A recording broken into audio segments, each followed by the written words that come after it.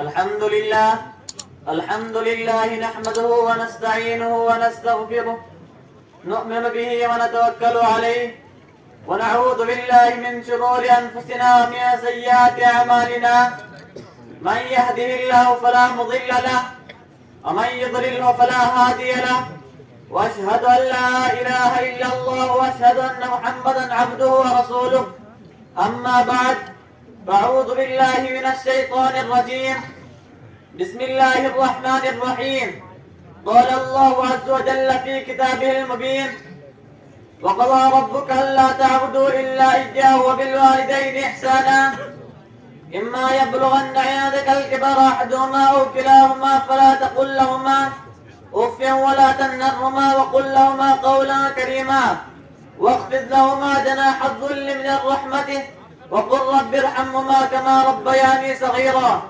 صدق اللہ العظیم. سبھی کچھ ہو رہا ہے اس ترقی کے زمانے میں، سبھی کچھ ہو رہا ہے اس ترقی کے زمانے میں، مگر یہ کیا غضب ہے آدمی انسان نہیں ہوتا. یاد رکھے کہ یہ نصیحت ہے، فرض ماں باپ کی اطاعت ہے. یاد رکھے کہ یہ نصیحت ہے، فرض ماں باپ کی اطاعت ہے. نہ کرو ان کو تم کبھی ناخوش، ان کے قدموں کے نیچے جنت ہے. برادران اسلام اور واجب الکریم بزرگ اور دوستو، رب کائنات کا عظیم احسان و کرم ہوا کہ مالک دو جہاں نے ہمیں اس پرنور اور بابرکت اجازت میں بیٹھنے کی توفیق دی.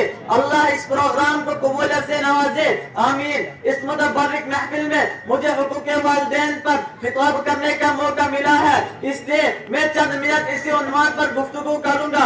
امید ہے کہ سنجیدگی کے ماحول کو برقرار رکھیں گے. حضرات گرامی، اگر آج کے پرفتن دور میں ہم دنیا پر قائم نظر ڈالیں تو یہ محسوس ہوتا ہے ہر صنف سے اپنے حقوق کی مطالبہ کی صدا سنائی دیتی ہے. ہر صنف ظلم و زیادتی کا دورہ نظر آتا ہے، ایک دوسرے کے حق کو مارتا ہوا نظر آتا ہے. ہر ایک کو دوسرے سے شکایت، ریا کو بادشاہ و حاکم سے شکایت، آقا و مالک کو غلام سے شکایت، غلام و نوکر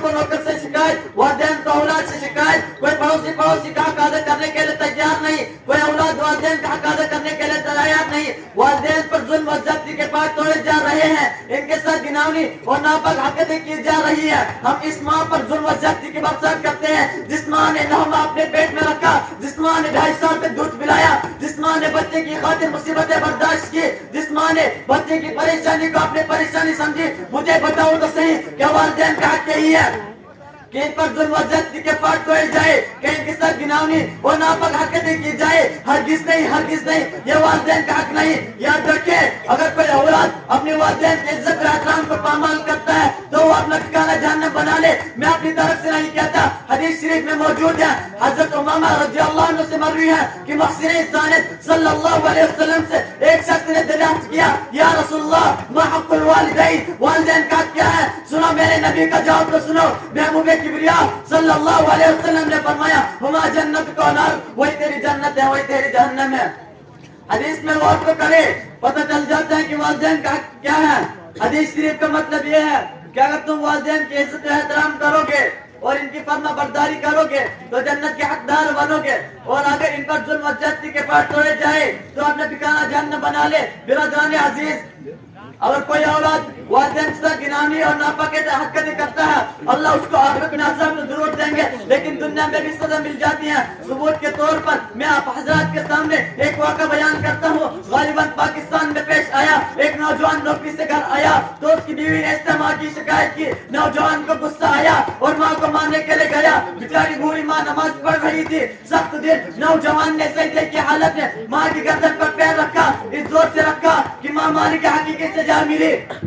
اس نوجوان اور تعداد بھائی نے ماں کو دفن کرنے کے لیے قبر تیار کی. پھر ماں کو قبر میں اتارنے کے لیے وہ نوجوان اور تعداد بھائی دونوں قبر میں اترے تو تعداد بھائی تو صحیح سلامت قبر سے باہر نکلے، لیکن اس نوجوان نے نکلنے کی کوشش کی تو قبر نے فرع سے دبوچ دیا. نوجوان دہشت زد اور ڈر کی وجہ سے چلانے لگا. بہت سارے لوگوں نے اس نوجوان کو نکلنے کی کوشش کی لیکن کامیاب نہ ہو سکے. بہت سارے لوگوں نے اس نوجوان کے لیے دعائیں بھی کی لیکن کسی کی دعا کارگر نہ ہوئی. آخرکار نوجوان नौजवान तड़प तड़प कर मर गया। लोगों ने मजबूरन इसके ऊपर मिट्टी डाल दी गई। जब इस नौजवान की बीवी को पता चला तो रो रो कर बयान करने लगी कि दोषी और खतकार तो मैं ही हूँ, मैंने माँ के खिलाफ जहर उगला था। फिर सारा वाक्य बयान किया।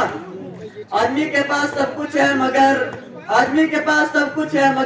एक तन्हा आदमी ही नहीं। हजरत गिरामी, मैंने आप हजरत के सामने खुतबे में सूरह बनी इस्राइल की जो आयत तिलावत की थी, इसमें यही फरमाया गया कि रब्बे कायनात इंसानों को ताकीद फरमा रहा है कि तुम इस खालिकुस समावात वल अर्द और फलनाक की फरमाए बरदारी करोगे। फिर फरमाया वबिल वालिदैन इहसाना, वालिदैन के साथ अच्छा सलूक करो। फिर फरमाया इम्मा यबलुगन्ना इंदकल किबर अहदुहुमा औ किलाहुमा फला तकुल लहुमा उफ़ वला तनहरुमा वक़ुल लहुमा क़ौलन करीमा।